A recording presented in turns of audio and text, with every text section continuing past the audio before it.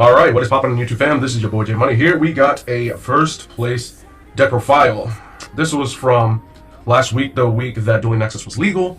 And here we go, we got our Infernoble Knight deck list. Now, just an early disclaimer, this list was not complete in the slightest. For starters, I did not have an Artorigus. I finally got my hands on one, but there was only one situation throughout the entire tournament where I actually needed it, so it wasn't too bad. So my list is a little bit different from most other Infernoble Knight lists, so we're gonna delve in and get started with the list, and we'll really start delving into the key differences here. So for starters, we are, of course, playing the best starter in the deck. Connector summons Dolphin. Dolphin looks at the opponent's hand. It can rip those potential Droll and Lockbirds out of hand. Droll and Lockbird seems to be like the main deck staple of the format as of now. So for as long as Droll is just running around, Dolphin will continue to put in that work. The next best normal summon, we got Ogier's. So along with the second best normal summon, we are going to pair those with the 3 Renauds. Now Renaud is something that you only want to see in your hand if you have Ogier or access to it. Other than that, you really don't want to see it like that, right? You kind of just want to search it out a little bit later. But you're not really at risk of joining the multiples in a 50-card list, so I never really saw multiple Renauds, so that was so it wasn't too bad. So here's one of the key differences. I'm playing triple Oliver, right? The reason why I think Oliver at 3 is correct is for a couple of reasons, right? One, it's a level 1 tuner that you can drop to the field, right? It's a level 1 tuner you can drop to the field to make an early Angelica and not have to waste your Renaud, right? Renaud is a lot better late game, or later on in the turn, versus like early in the turn when you're trying to get set up, you know what I mean? Especially before you commit to an Isolde and whatnot. So Oliver gives you more level 1 tuner access without having to use your Renaud early. For 2, Oliver is a card, like, unlike Red Layer, it can stay in your hand until you need to summon it. Meaning, if your opponent is on, let's say they have like Imperm or Ash in your hand, and you go for the connector, if they see that you have nothing else on board, they are more tempted to drop those hand traps on the connector, versus if you had already started with a Red Layer and you summon connector, they are more likely to save the Imperm or the Ash and just wait for the Isolde to come out, right? So if they see connectors are in one normal summon and there's nothing else on board, it's a lot more tempting, right? So the goal is you really want your opponent to drop hand traps on things that aren't Isolde and not Angelica, right? And Oliver accomplishes that. And the third thing Oliver accomplishes is, let's say I have Ogier and Oliver. I pitch for Oliver, and I go straight into an Isolde. If my opponent's on Imperm, which most decks are, you can use the Oliver to equip to the Isolde, and that is going to essentially prompt your opponent to drop Imperm before you have the chance to Foolish, which is good. So if you have another extender, let's say you open Turpin in your hand, Fire Flit Lady in your hand, or whatnot, and you can just extend, you can make the second Isolde and still resolve the effect as well. So Oliver allows you to essentially force those Imperms out of hand at inopportune times, because if they choose to hold it and this equips, they can no longer Imperm that Isolde, because, you know, the monster equipped with Oliver cannot be targeted. Next, we're going to go over some new cards. We're going to have Turpin, and we're going to have Ricardetto. I thought about playing 2 copies of this because it often got banished, but really it kind of serves its purpose after the first use. Only in grind games is it really that good. It hardly ever went to grind games, but Turpin, if a monster is equipped with an equipped card, you can summon this from hand or graveyard, but if you summon it from graveyard, it's banished when it leaves the field. You can also, like the other Infernobles, equip it to a warrior on the field, and the warrior it's equipped to becomes a tuner, which is pretty nice. I have used that effect once. You know, I've equipped it to Red Layer and made Red Layer a level 5 tuner with an Ogier on board, and was essentially, the opponent knew I was about to make a Charles before, you know, committing to really much of anything, and it was going to be trouble for him if I was allowed to make that Charles. So, you know, Turpin does have its uses. Ricardetto, I barely go into it because how this deck is structured, I really do not want to warrior lock myself much, if at all. But you can still combo, and if you lock yourselves into warriors early, it's still fine. You can still make your typical basic boards. It's just like the kind of win condition I'm going for is going to require me to not warrior lock myself too early. But this card is very nifty for the fact that it is a level 1 tuner. Oftentimes, if you're making like the multiple Charlemagne plays, sometimes you do want to make a Baron, and oftentimes your Renaud is already used up. And this is another one of those reasons why I play 3 Oliver, because in a lot of your combos, you're not really searching Oliver. So Oliver's one of those cards that you'd rather just open, and so Oliver does give you that level 1 tuner to make Baron with the Charles as well. So this is a very, very nifty. Also, I've used its Grave effect way more than I've used its Summon effect, right? I have set this to Grave many a times, and have just banished it and dropped any of the Infernobles from hand and treated it as tuners and have used those as synchro fodder. Also, yeah, Ricardetto, for those of you who don't know, if it's normal or special, you can special summon a level 4 lower fire warrior from the graveyard. If you use that particular effect, you cannot summon monsters for the rest of the turn except warriors. You can banish this from hand or graveyard to summon a fire warrior from your hand, and it's treated as a tuner. So, or it has to be level 4 lower as well, so you can't just drop Gear Freed on the board for free. One of the tech cards we're playing is Roland. Roland, in a lot of situations, is very, very good, especially with the particular build I'm playing. With the build I'm playing the Ignite package, right? The Ignite package is insane for what you want to go for. Roland is the one card that you kind of almost need to play for your ability to get that search on in-phase, because oftentimes you will summon Roland from your extra deck with Angelica, which if you do so, forfeits your ability to get the search. Also, this is important for the lock, for the combo, for the one card, essentially FTK type combo, where with this you can hard make Roland, and you get the searches you need. So that is good. Also, yeah, again, it gives you the ability. So when you search your scales, right? Typically you want to search Echo the Flame Body, right? But if you're playing the Pendulum stuff, you don't get to search that, and this is where the main deck Roland comes in. So we have 2 God Phoenix Gear Freeds. So you don't really, how should I say? You see it enough. You see it enough. There isn't really been too many situations where I wish I saw this more, but you know, I think 2 is enough. I did think about playing 3, but I'm playing a 50 card list, so honestly, I see it just enough times where I can access it at any time, and you can gain access to it, you know, mid combos. Now we're on to the Ignite package, right? So what do we got here? This is typically my Soul Day target. You don't want a Soul Day for this because you want to use this monster effect. So, you know, you search your low skill and you Foolish, and you summon your other one of these to summon off of his Soul Day, the other one to search off Beyond the Pendulum. Once you skill, you pen summon the other one back out. The Ignite, you know, you have another Ignite in your skill, you pop them both, and you search a Fire Warrior. And when this is destroyed, you summon out your Majesty Pegasus. On special summon of a Draco Slayer card or Pendulum summon, you can add a field spell and send a card from your hand to the graveyard. So, this essentially gives you double museum access if you need to, but in my case, I am adding Secret Village for the lock. So, that is it for those engines. Now we're going to go on to support. We're going to have 2 Red Layers and 2 Flint Ladies. Again, I have a heavier extender-based package because I want to have the extensions necessary to push, especially if my Zold gets hit. With anything, I do want to be able to climb to the second Zold. Also, Flint Lady is really nice as well if you have like the Ricardetto in your hand. Flint Lady essentially just says special summon Ricardetto from your hand and extend more, because Ricardetto has no way of summoning itself, and you don't really want to summon it with the Soul Day. So other than that, other than the Soul Day or Joust, you're not really summoning Ricardetto, and Flint Lady gives you more options to do so. So, outside of those, we do still play we have our Echo the Flame Buddy. For those of you who don't know what this card does, if it is normal or special summon, you can target a face-up monster in either player's spell and trap zone and summon it to the field. So, if you're doing basic combo that doesn't involve Ignites, this is typically your search target 10 times out of 10. If you are playing the Rotten. If you're playing the Heavenly General, then you are 100% playing this, because on standby phase, this will come out to Rotten's Pendulum Zone, and on summon, you will summon out your God Phoenix Gear Freed from the Spell and Trap Zone, or your Great Shogun Shiin, if you sighted it in, for more Spell and Trap locks. Now we got some hand traps. We don't really play that many. We just play 1 Ash, 1 Droll, 1 Nib, and 1 Imperm. You will see a hand trap about every other game, which is pretty cool. But we really kind of play this way because we are on 3 crossouts. You really want to have as many answers to Droll and lock as humanly possible. If you get Drolled, you're gonna have a very bad day. Like even if you don't have access to ways to stop Droll, you don't have like the Dolphin. If you're trying to play around Droll, you really want to make sure the first thing you search is off of your museum, because if you don't resolve museum, you can't summon from your spell and trap zone. You really want the ability to summon from the spell and trap zone. So you guys gotta bear that in mind. So we are on the spells now. And on top of the 3 crossout, we are playing Called By. These cards are very, very great for stopping those pesky Drolls. Called By has dealt with the D-Shifter in the finals and when it came to Cash, which was pretty insane, not gonna lie. So, on to the rest of the spells. We're gonna have the new stuff, right? 3 museums. This card is insane. It's not once per turn. It gets you multiple adds for each copies that you choose to play. It gives you multiple summons from the Pendulum Zone, or the Spell Trap Zone. It kind of reminds me of Lunar Like Tiger, if I'm being honest, right? I do wish I had more ways to bounce museums so I could reactivate and use the effects again, but yeah, this card is very, very nice.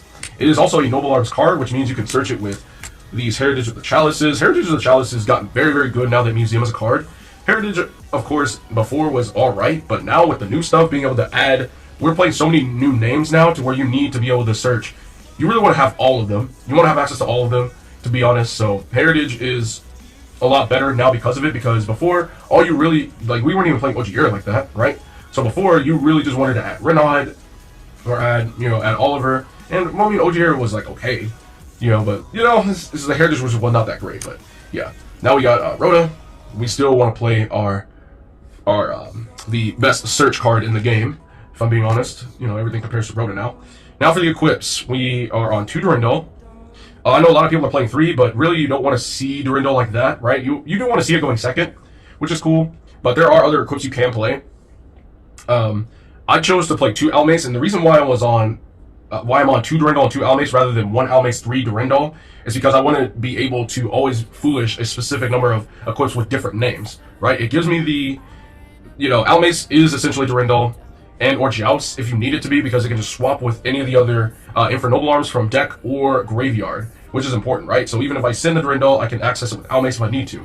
Almace is more times than not used for its grave effect. That's another thing, right? A lot of these Infernoble arm cards now, because of the new support, you're using their grave effects way more than you're using their on-field effects, with the exception of Durandal. Now, there are some cases where Durandal, you do want to just send it to the graveyard with like whatever's equipped. Maybe you have an Ogier in the graveyard you want to special summon and get the Foolish that way.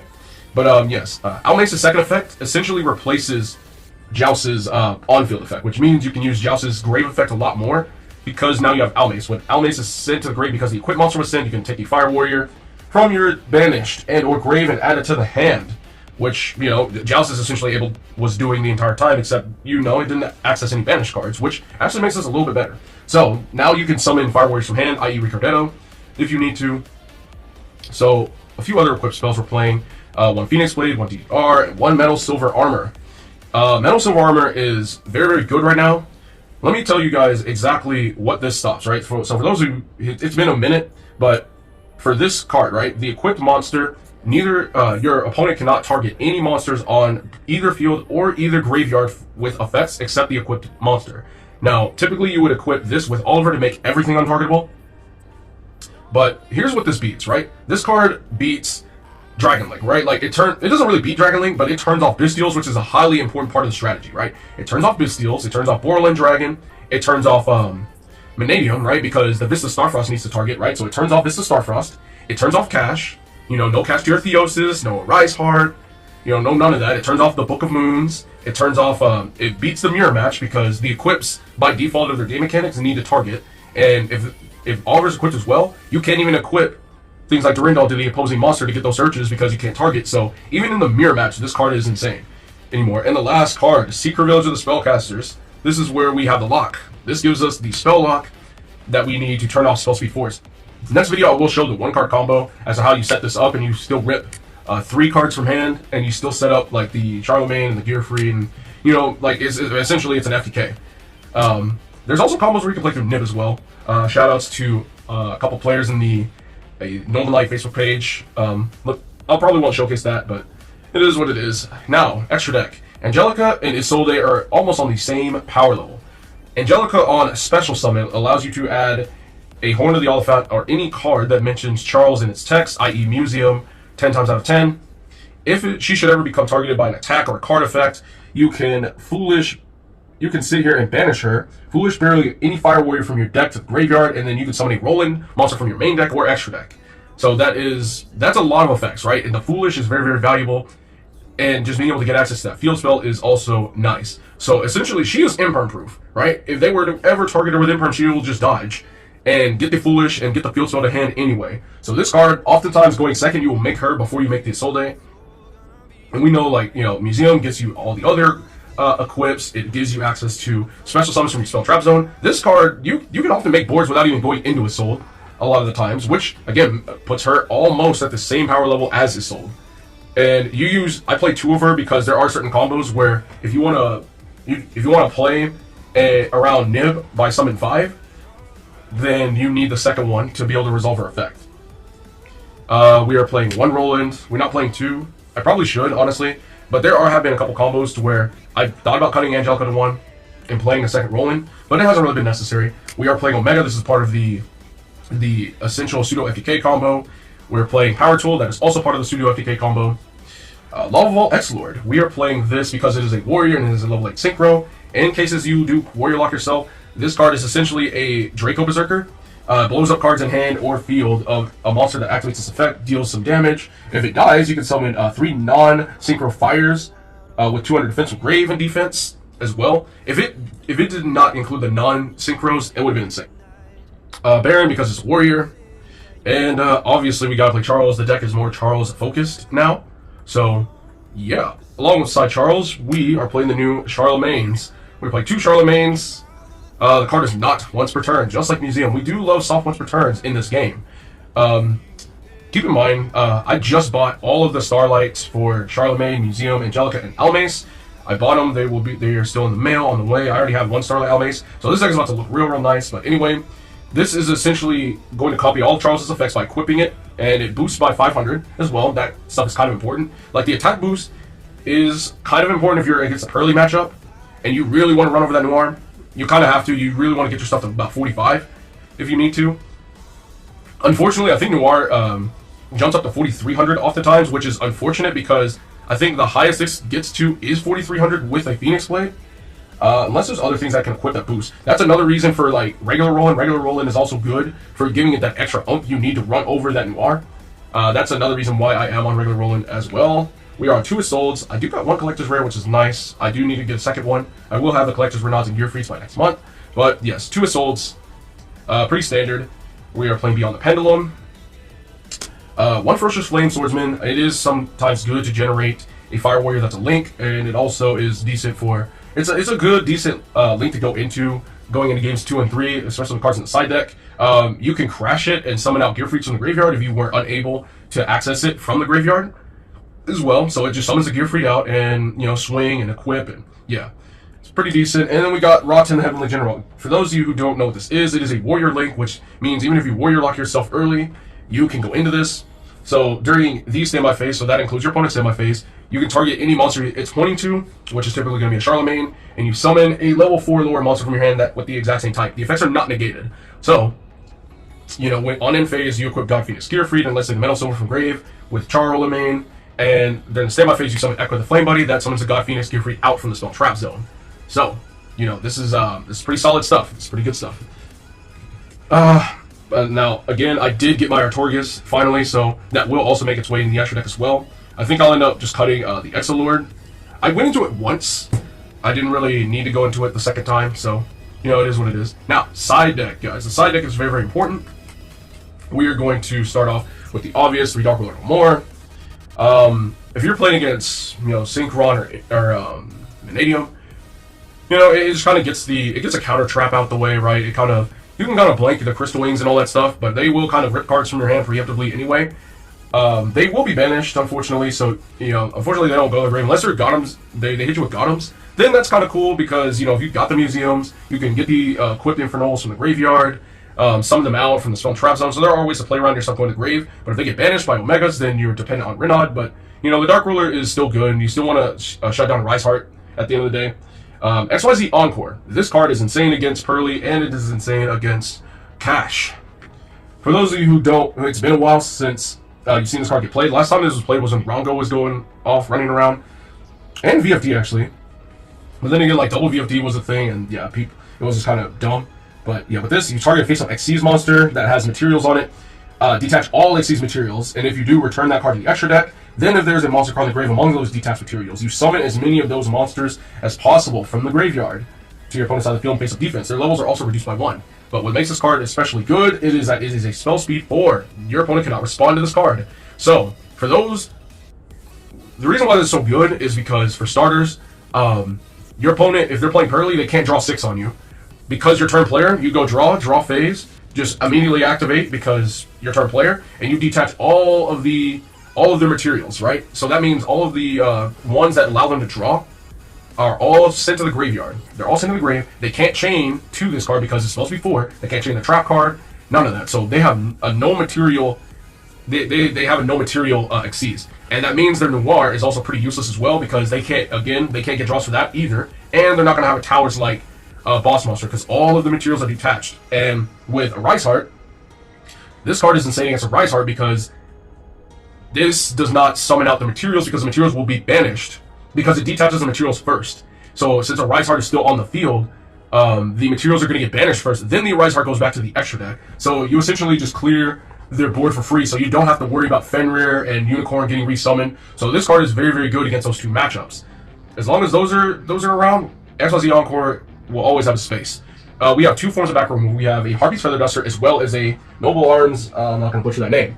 So for those of you who don't play Noble Knights or any kind of warrior-based stuff, what this card does, you can only equip it to, I think, a warrior. Yeah. And so essentially this pops set cards by reducing the attack of the equipped monster by 1,000. So you equip it, you will activate the effect, target a set card, and destroy it. And then if this is destroyed and sent to the graveyard, i.e. it's sent to the grave because the equipped monster was sent to the grave either as link material or the summon of Angelica, you can target a face-up warrior Noble Knight monster you control and equip it to that monster. So let's say you summon Red Layer and you normal Ogier effect, you will dump, and then you just equip this from your hand, or you just activate Noble Arms Museum and search this card. You know, this is very good against like stuff like Labyrinth and stuff, like those pesky back rows, Rise Hearts, like all that. Like, you know what I mean? Like they have like the trap card that they search with Ogre, you get to pop it and whatnot. This forces out like, let's say the Vanadium trap card, the counter trap. It does quite a bit, right? So you pop a card, then you make Isolde, and then you can also chain block the Isolde, chain link 1, chain link 2, target the Isolde, equip to the Isolde, and then you can use the effect again since it's not once per turn. So it is a double back row destruction based pop that is also searchable because it is a Noble Arms card as well. You can also dump this with Isolde if you need to, and re-equip it with Almace. So because it is a Noble Arms, there's a lot of uses for it. Next we have Change of Heart and Mind Control. A Rise Heart, and other things too that you can steal. And it allows you to, that's another use for the Flame Swordsman. You know, just take any kind of generic thing you stole and just turn it into a Fire Warrior. You could make these two triple tactics, I guess, if you really wanted to, but, you know, you kind of want to just proactively steal stuff, like the Rise Hearts and stuff. Two more Droll and Lockbirds for when we play against the Synchrons and the Infernobles too, and the Vanadium matchups, the Cash matchup. I mean, but of course if they have Shifter, then it doesn't really matter. Speaking of Shifter, we do play one copy of Shifter because of the fact that we are playing crossouts. You do not want to get Shifter, so you do side the Shifter for the Cash matchup, for the Pearly matchup, because some Pearly matchups are playing the Shifter as well, which is kind of dumb because you can the spell cards don't go to the graveyard because they're gonna keep sucking them up as materials. So the sub being engraved is not gonna be a thing with that matchup. D-Barrier, because again we play crossout, we do not have time getting barriered, and then calling Synchro. If they barrier you, you probably lose. And one Book of Moon, also another crossout target for the Pearly matchup as well as the Cash matchup for crossout, right? You don't want your stuff getting booked. Also, you know, if you draw this against Cash, it's also pretty good. You just book their stuff down, turn their Rise Heart off. So that is it for the side deck, guys. Again, I hope I explained pretty well the differences. Are this is kind of, I guess this is kind of a hybrid, right? This is a hybrid between, you know, Pure and the Ignite variant, and it does some pretty good things. Again, it sets up Secret Village with a few negates, which essentially is an FTK because you rip the cards out of your opponent's hand as well with the connector. But there are some combos that you can pull off. You can still pull off the basic combos if you have them, but if you don't, you know, then that's fine. If you open the connector and all that stuff, it's fine. But if you open basic combo, you just go for your you know, you go for like double museums and, you know, do your stuff. So this deck performed way better than I thought it would, and honestly I'm pretty impressed. So yeah, let me know what you guys think about this deck, man, and I will see you guys in the next video where I will show you guys the one card pseudo FTK kind of combo. With that being said, guys, thank you so much for watching. This is J Money and I am signing out.